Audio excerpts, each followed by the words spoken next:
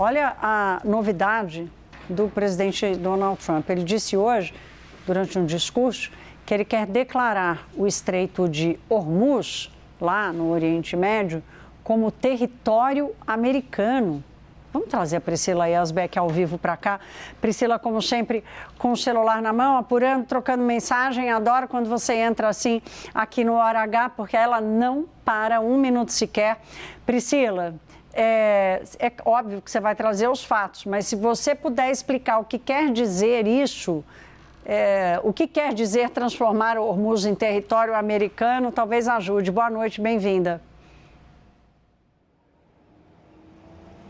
Oi, Thaís. Boa noite a você, a todos que nos acompanham. Thaís, você que sempre está apurando no celular, então sempre me inspiro em você. Mas vamos falar então sobre essa nova declaração do presidente Donald Trump, que participou de uma convenção numa cidade aqui do estado de Nova York e que falou então que o Estreito de Hormuz seria declarado em breve como um território americano. Ele que sempre fala que tem o controle total do Estreito de Hormuz, mas a gente sabe que a realidade é bem diferente. E, Thaís, tem ali algumas questões também importantes do direito internacional. Então, geograficamente, o Estreito de Hormuz, ele fica entre o Irã ao norte e Omã ao sul. É uma hidrovia que tem na sua faixa ali mais estreita, apenas 33 quilômetros, responsável pelo transporte de 1/5 do petróleo global. Pelo menos era essa a estimativa antes do conflito. Agora, menos navios estão passando pelo Estreito de Hormuz, mas boa parte das águas do estreito estão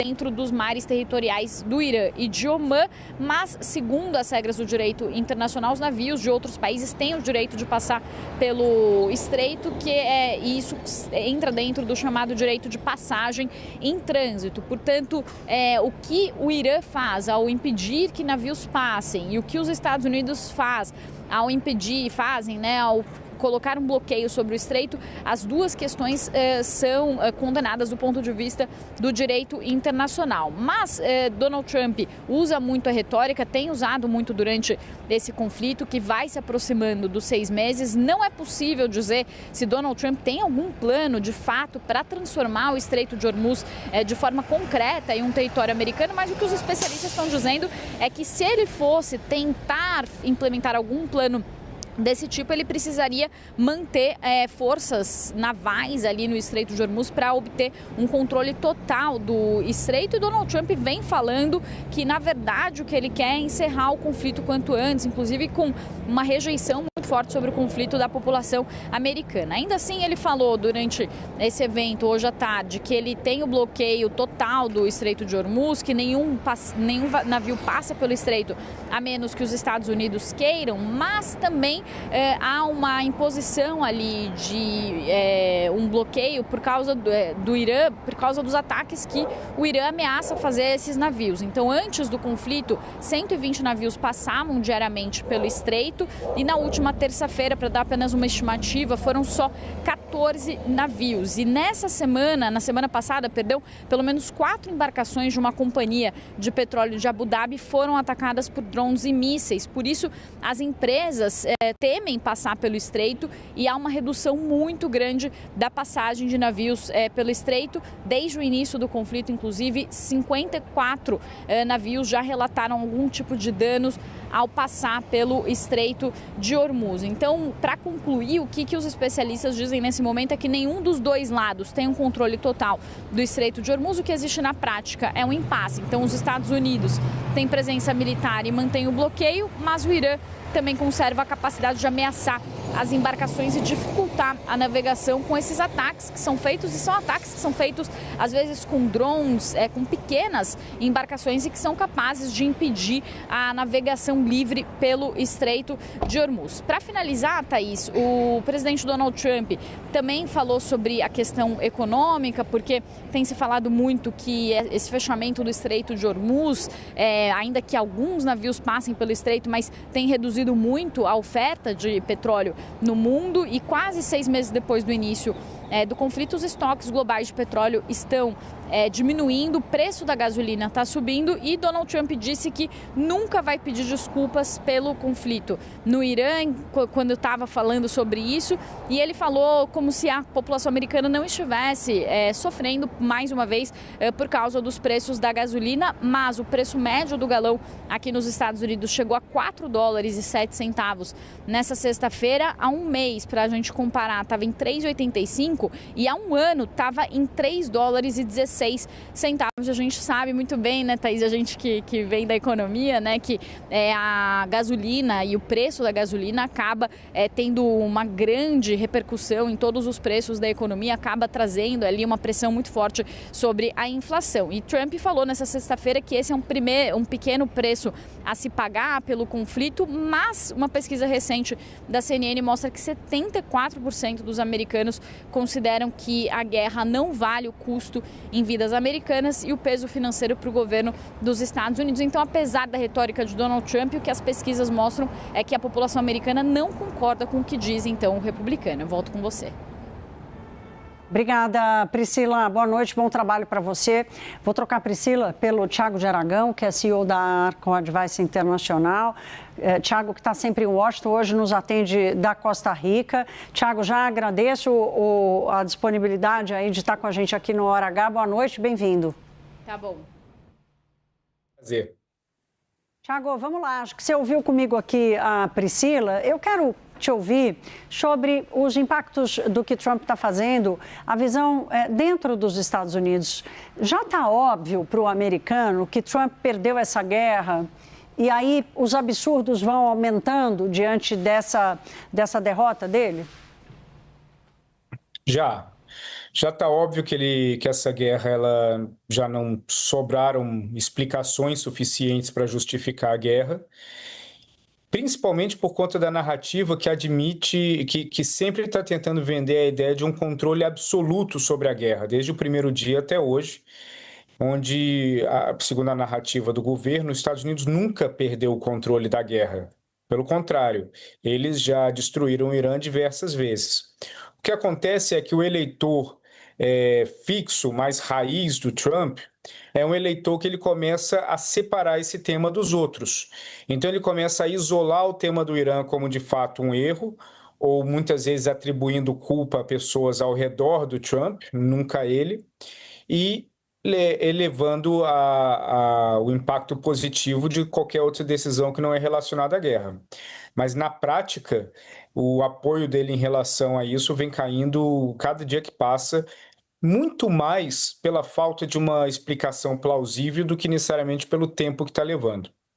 Agora, Thiago, essa história dele dizer, olha, eu vou declarar o Estreito de Hormuz como território americano. Vamos explicar aqui para a nossa audiência o que isso quer dizer? Ou seja, nada? Nada. Isso é uma coisa sem pé nem cabeça, assim como ele já falou também que o canal do Panamá ia voltar ao controle americano, que o Canadá ia ser o 51º estado americano, que a Groenlândia ia ser anexada. Isso é típico do Trump, principalmente quando ele precisa gerar matéria. O Trump ele tem um poder muito grande em gerar narrativa. E isso é uma técnica muitas vezes deliberada, porque quando ele gera narrativa, a imprensa, os analistas, inclusive, principalmente o Partido Democrata, fala daquilo que ele comentou e não necessariamente das outras coisas. Então, nesse exato momento, em relação ao Irã, existia um tema central para falar, na verdade, dois, sobre a demora de uma conclusão na guerra do Irã, que está embutido a falta de controle sobre a guerra do Irã, e a situação no navio USS Abraham Lincoln, que está há 200 dias sem atracar, e saiu inúmeras matérias de marujos que estão passando por problemas mentais, alguns tentaram suicídio, situação de higiene dentro do navio está péssima, falta água, falta comida, falta tudo. Então, dentro desse cenário, que eram os dois grandes temas, o Trump ele é muito esperto em trazer essa narrativa do Estreito de Hormuz se tornar um território americano, porque ela acaba ganhando ocupa esse espaço, ao invés de falar sobre esses dois temas mais graves. Tiago, o que gera muita angústia na comunidade internacional, e aqui no Brasil não é diferente, é quando a pressão aumenta sobre Trump e aí a impulsividade dele aciona o modo mais caos ainda, mais caótico ainda. E a gente vê essa história do Irã. Aliás, mais tarde vamos trazer aqui uma reportagem especial sobre o que está acontecendo nesse porta-aviões americano, que o Tiago citou agora.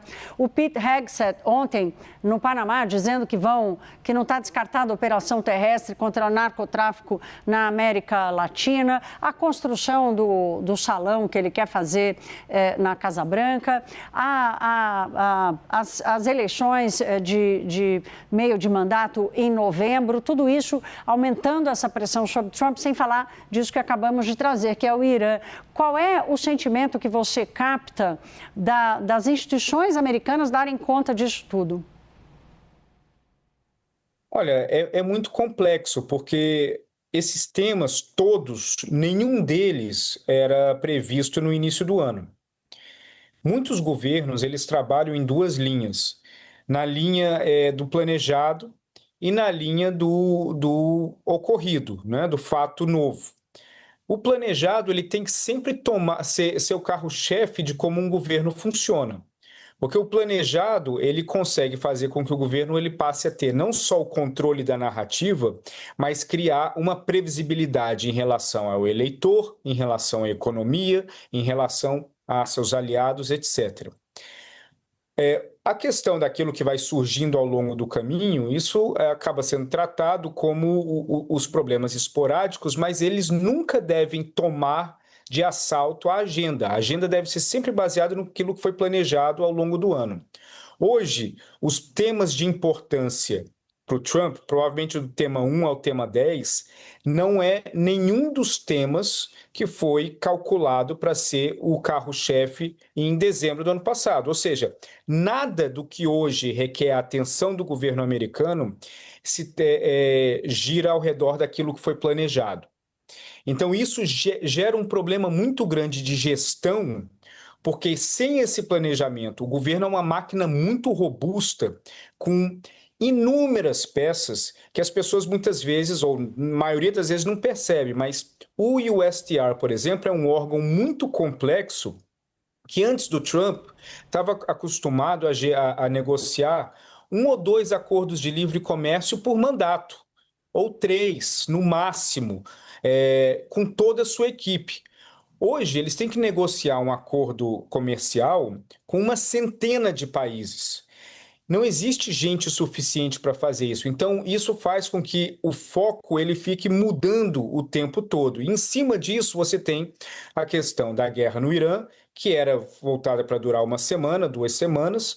Você tem os impactos que isso gera. Então, o Trump, a administração Trump é uma administração voltada para apagar incêndio.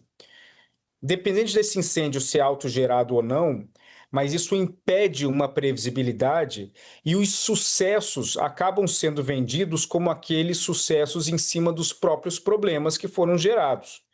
Então, é complicado você aumentar o seu apoio em relação aos eleitores que tradicionalmente não estão amarrados contigo. É muito impressionante a gente estar testemunhando essa deterioração dessa coisa do Império Americano, né? O Império do ponto de vista da sua potência, da potência com que comandou a ordem internacional e agora promove o seu desfacelamento ali de alguma forma.